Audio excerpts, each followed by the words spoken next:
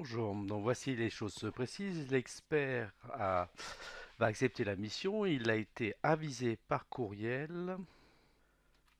Donc voici le courriel que l'expert a reçu, d'où l'importance d'avoir une adresse email valide déclarée sur la plateforme Opalex. Donc voilà, bonjour Philippe Moore, voici votre style d'activité sur votre compte Opalex pour la période du 15-03. Donc, vous avez reçu une notification de la part du greffier Colette Pazassé avec un lien qui nous invite à aller sur la plateforme Opalex, ce que nous allons faire. Voici donc l'expert lance son navigateur internet et se connecte sur la plateforme Opalex, donc dans la réalité www.opalex.fr pour les besoins de la formation, une plateforme bac à sable, test.opalex.fr. Donc là, je suis connecté en tant qu'expert sur la plateforme, donc je m'appelle Philippe Moore et Colette Pazassé m'a notifié quelque chose. Donc là, eh bien, la première chose, je vais consulter ces notifications. Donc là, j'ai une désignation que je vais télécharger. Donc j'ouvre le document. Donc voici le document. Alors, c'est un jugement de désignation d'expertise du tribunal de grande instance de Grenoble et je viens de recevoir une extrait de minute. Alors pourquoi une extrait de minute?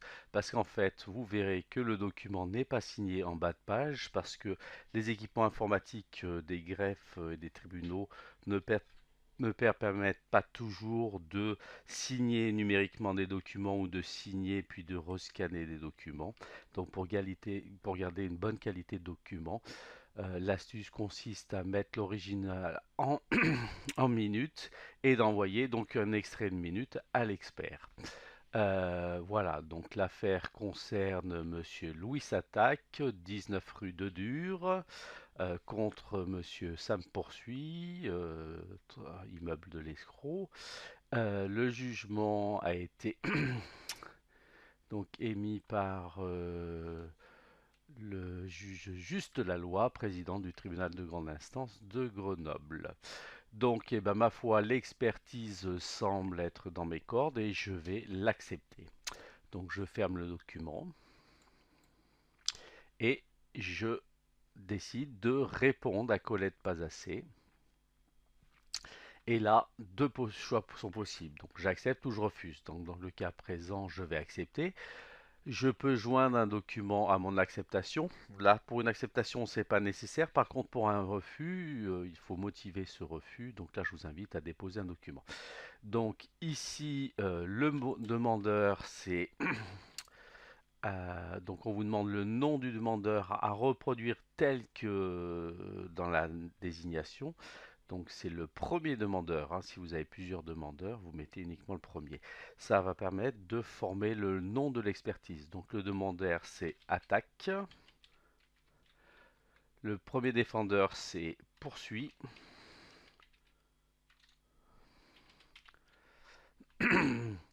La juridiction. Donc pour Grenoble, nous avons une convention, puisque nous avons plusieurs TGI du ressort de la Cour d'appel, et donc une nomenclature a été décidée. Donc pour Grenoble, ce sera TGI 38G, pour Valence TGI 26, pour Gap TGI 05, pour Valence TGI 38V et pour Bourgoin-Jallieu TGI 38B. Je note que sur Valence et Vienne, un numéro NAC est donné pour les missions d'expertise qu'il faudra reproduire dans le numéro du dossier. Voilà donc pour la particularité de Grenoble. Donc la juridiction, ça va être TGI 38G.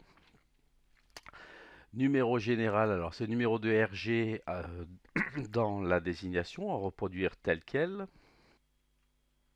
Donc la désignation me donne un numéro de RG 2017 0082, donc à reproduire à l'identique avec le même nom de 0, le slash exactement hein, parce que les greffes qui voient beaucoup passer d'expertise vont rechercher certainement l'expertise par le numéro. Et on voit que le nom de l'expertise reprend les informations qui sont mises dans les différentes cases. Alors, nous avons un code NAC, donc 92B. Donc là, je vais le reproduire dans le numéro de dossier NAC. Voilà.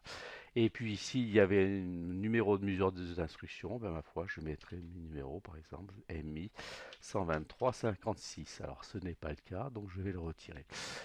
Donc la date de l'ordonnance qui m'est demandée, donc c'était le 19 mars 2017. Voilà, donc j'ai l'ensemble des éléments pour répondre à la mission et ces éléments vont être pris pour créer l'expertise. Donc je n'ai plus qu'à envoyer. Donc je vais mettre en plein écran qu'on voit tout. Voilà, j'envoie. Donc là, attention, une fois validé, votre réponse n'est plus modifiable, donc je ne pourrai plus refuser expertise si je viens de l'accepter. Donc là, je valide effectivement. Et là, l'expertise vient d'être passée dans la liste de mes expertises. Alors je vous invite, tant que vous n'avez pas la consignation, ne plus rien faire. En effet, lors de la création de l'expertise, il y a une certaine comptabilité qui est lancée, mais qui ne sera effective que quand vous déclarez une partie dans l'expertise. Alors, il faut savoir que là, on a déclaré le nom d'une partie pour nommer l'expertise, mais que les parties n'ont pas été encore construites dans l'expertise. Donc voilà, donc suite, après, avis de consignation. Alors, on peut regarder à quoi ressemble notre expertise. Voilà, donc nous avons un dossier expert, un dossier magistrat, un dossier greffe. Donc l'expert a l'entière visibilité de tout ce qui se passe sur l'expertise. Ce n'est pas le cas des différents acteurs, où par exemple le magistrat et le greffe ne verront pas la partie expert, les parties ne verront pas le dossier magistrat et verront expert, greffe et partie. Voilà, bah écoutez, suite après avis de consignation.